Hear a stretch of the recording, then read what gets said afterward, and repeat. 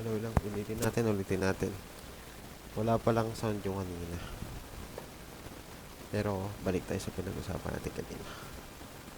Alam mo pre, di mo pa naman talaga kailangan kasi magpapansin sa iba, di ba?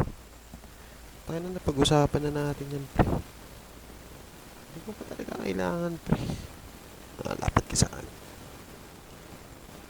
Di ba, pre? Di mo pa kailangan yun, pre. Kasi, meron ka pang mission. Yung mission mo yung unahin mo, pre. Pre, lalaki tayo. Kailangan natin ng mga paminsan-minsan, pero hell na. Tingnan mo yung ano, pre. Yung kakalabas na agad. It's fucking degrading, pare. Kaya, huwag mo nang, ayun yun. Alam mo na yung sagot eh. Bakit ka pa nagiging reactive sa kanya? Ano na kailangan? Ito yung gawin mo. Yung gagawin natin bukas, oh. Shot tayo. Okay? Okay. Inulit ko lang kasi hindi pala na ano yung kanina. Wala palang sound pero sana meron na ngayon.